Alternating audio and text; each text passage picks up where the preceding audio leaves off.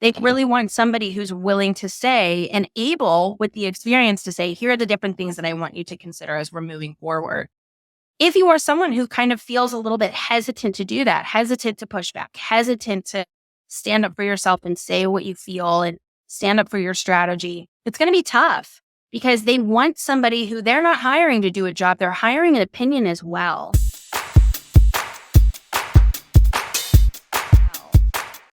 Hi, guys. Welcome back to another episode of The Unfiltered Entrepreneur.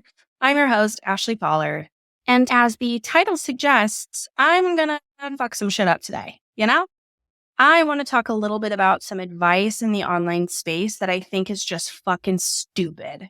And if you have kids around, this is a cursing podcast. I'm just warning you.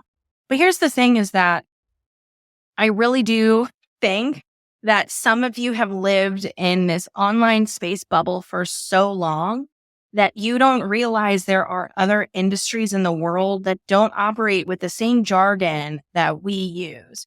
There's such siloed information inside the online space that some stuff just doesn't work when you get out of this like course creator group program world. There's digital service providers who can only stay in this world, and there's digital service providers who can work out of it. There's copywriters who only know how to write sales page copy for course creators, and there's copywriters who can write a sales page for a course creator or for a perfume line. And that diversification of skills is something that I really encourage you to do. It's something I really push inside the doers and something I almost require inside of the roundtable is that we think bigger than the online space. If you are only successful in the online space and cannot get off of it, that's a concern to me because I do think we're going to experience a documentary about this space sometime in the next year or two and about how it's kind of the new MLM. So I would get out while you can. And that doesn't mean fully out, but that means toe the line where you can do offline businesses and online businesses so that if you have to diversify your revenue, you heard it first. You don't have to be worried about how you're going to grow or how you're going to scale or how you're going to make it because you can only work in the online space. I do think as you start working with diversified businesses, there's some things that you have to know. And some of these are questions that came up from one of my past episodes about working with offline businesses. So I'm going to answer some of those here by way of kind of giving you guys some tips and tricks and advice. The first thing that I want you to know is that the consumer experience is a crock of shit. Okay? People spend so much money on the consumer experience, the customer experience. It is such bullshit. It really is. Like, fine, maybe it works in the online space. It doesn't matter offline. My clients out of the digital space don't care about the onboarding automation. They don't care about onboarding, period. They don't care about anything automated. It is so fast that they're like, can you send over a proposal?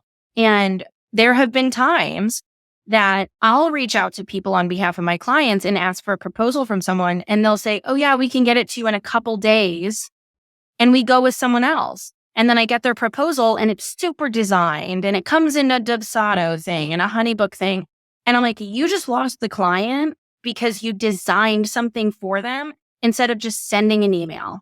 A lot of times, big business is done in the text and in email. So a lot of times all people really need is, generally speaking, send me over an email and send me over a proposal. Most of the time when you're working with bigger businesses, the proposal is the contract. So instead of saying, here's a proposal, and then they choose the thing, and then it populates this thing, that's not how it works. I don't think any of my high-paying clients offline, and they are digital businesses, let's say, because we're doing social media or like email marketing for them, none of them got a proposal. When they say a proposal, they mean a contract. So when I send the proposal, I send the contract. It says the deliverables. It says the start date. It says how we work together. That says everything that would be in a proposal anyway. So I send over the contract with an email generalizing the deliverables so that they see everything, and it's fast. I can't tell you how many busy people in big businesses are annoyed by a highly designed, well-crafted customer experience because it's fucking slow. And it's kind of unnecessary. It breeds a little bit of like pick me energy. It's a little bit of like, we get it. Like, you're fighting so hard for our business. We just want someone who can do the job. So that's one thing that you have to know. I kind of got rid of like giving a shit about consumer experience then because I was like, this is just a little bit excessive. It's also part of the reason that I love the doers so much. My consumer experience is automated whenever people join the doers. And that's great. That's perfect. Wonderful. But for all of these different services, it's too much. The second thing that I think will rattle your brains is that there is nobody who will take you seriously. Maybe not nobody, but speaking on behalf of my clients, I don't think any of them would ever fill out an intake form connected to a scheduler to book a call with you to pay you. Since the dawn of me being in the online space, I've always thought this is the most obscenely stupid shit on the planet. You're telling me for me to pay you, I have to fill out this 20-question application form. Why am I applying to work with you? I'm not going to school. Why am I filling out an application form? Why am I choosing time on your schedule? Shouldn't it be on my schedule? I'm the client. And what if there isn't time available when I want to talk to you? I would never, ever, ever do that with my high paying clients. You will never see me sending a scheduler link. You will never see me asking them to fill out an intake form. One of the biggest names in the product space right now reached out to me to work together. She sent me an email and said, "Hey, Ashley, it's so-and-so. I saw your TikTok. I'd love to talk to you about ways that we can work together." I would never be in the running for what I'm in the running to do with her if I sent her an intake form and a scheduler. She's way too busy. Instead, I said, "Great, here are 3 times I have available, and I will move any of my other meetings if these 3 times don't work." That's it. And people are like, "But how do you prep for the call?" I'm a professional. Okay. I show up, I say, "Give me the scoop. What's going on?" I can give you a little bit of insight into our business, but first I want to hear, like, why are we getting on the call? Like, what's the point of us talking? Like, what's the problem that brings us here? She's going to go into it. I'm going to say, "Great. All of that sounds good. I'm going to tell you a little bit about us." And I'm going to probably ask some of the questions that are on that intake form, but she should not lift a finger. The online space has made it so hard to get paid, and I don't understand why. In any other industry, the client is treated like a queen, which means don't lift a finger. Don't lift a finger scheduling. Don't lift a finger telling me about your business. I have never thought that any of this makes sense. Have I played the game because that's how this industry works? Yes. I think it's fucking stupid though. But that's how it works in the online space. Fine. You got to play those rules. You want to get offline. You want to make sure that you take note of that. The third thing is that they are not hiring a yes man. I see this a lot of times when people go from online space into offline brands or product brands or working with talent or something like that. I see a lot of times people getting really scared and really nervous and saying yes to everything. I think in the online space, it has very much been the service provider is the person to worship instead of the client being the person to worship. When you move offline, what you start to notice is that not only should the client be treated with respect, but the most respectful thing you can do is disagree with them and put them in their place a little. Now, this doesn't mean being rude, but most of the time, if people are hiring you for big bucks to do something, they're hiring you for your opinion. They know that they don't know the most. So it is not good business to say, "Sure, we could do that. Okay, yeah, fine, we'll do that. Okay, fine, we'll do that," knowing it's not the right move. I continue to re-sign with our big clients because I'll say to them, "I wouldn't do that. I don't think that's the right move. If I were you, I would do this instead." Now, at the end of the day, I want to give them options. I want to say, "Here's what you could do. Here's what you could do. You could go your way, but my concern is X, Y, Z." And they get to make the decision. At the end of the day, I'm there. My team is there to make sure that not only do they feel briefed on the directions that we could go, but also the implications, that I've thought 3 steps ahead.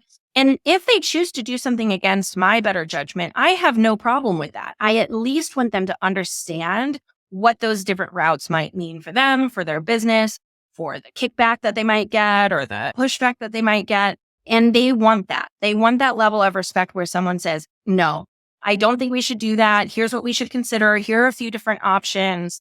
They really want somebody who's willing to say and able with the experience to say, "Here are the different things that I want you to consider as we're moving forward."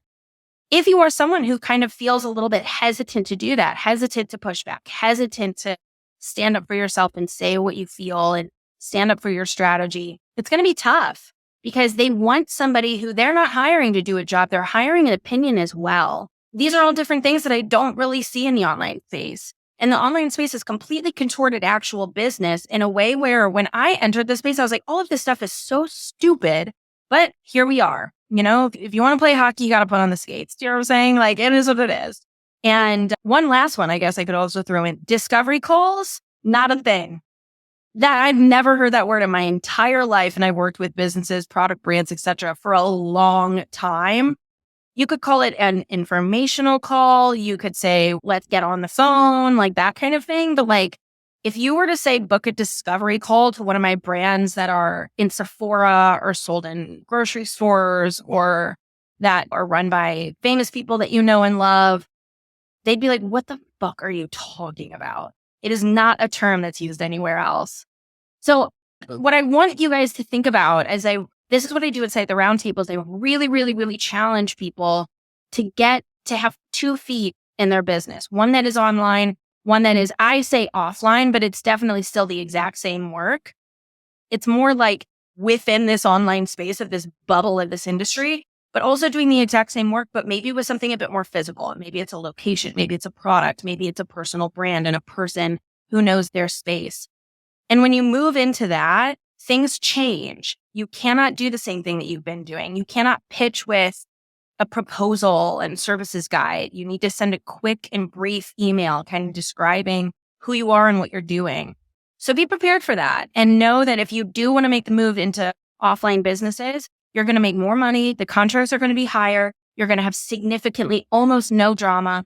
There's almost nothing that is like last minute requests, especially if you put that boundary in place. You're not going to have petty bullshit. You're not going to have people obsessing over, well, I don't know if I would say that. And it's like, yeah, no, you wouldn't, but the brand would. And I think I know what I'm doing here.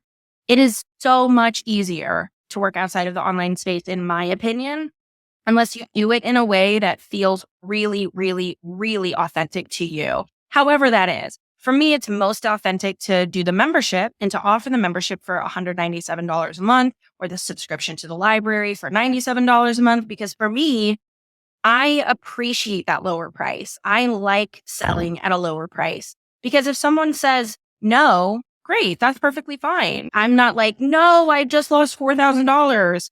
Instead, I'm like, that's okay. It's $200. I don't care. That's not going to disrupt my business. On the flip side, I'm not taking so much from my consumers that I feel like they can't reinvest in things that might really move the needle, like a website or branding, et cetera, et cetera. Website and branding, also both things you don't need to work with offline businesses. What you do need is a very, very, very clear framework for how you work. You need strong industry experience. And for easy yeses, you need a shit ton of testimonials. So get those in the online space if you'd like to, because you know that, and then migrate off and get a little bit of both. I still sell to the online space. I'm not going to act like I don't. Why do you think I'm doing here? However, I guess I'm not really selling now. I'm doing a podcast, but I have dial zero marketing for a reason because I like that easy business where we do a month of content, a month in advance. We hardly have any edits. We almost never talk to our clients. We basically get carte blanche, which is great. We can do whatever we want. We get paid really, really, really well, which is fantastic. And over here with Team AP Consulting, my goal is to have the doers, to give back and to share my knowledge and share what I can do and build this incredible community because inside the club, we are like besties in there, which is amazing. And that feels good to me. If none of this feels good to you, then don't do it. My advice will always be, I'm allowed to be wrong to you. Every piece of advice that you hear is correct, and almost none of it is going to be correct for you. You have to sift through how it makes you feel, what you're excited about. And if I'm someone who you trust to help you walk through the process, you never have to pay me $1. You can tune into the podcast. You can send voice questions once a week for all I care. You can join my free things, which if you've taken the quiz, you'll gain access to. And hey, if you leave a review, then maybe I'll give you a little shout out and a little something, something. You know what I'm saying? Anyway, hope this makes sense. Hope you enjoy. I don't want anyone to feel called out. I more so just want you to feel empowered that if you start to leave the online space, more is waiting for you.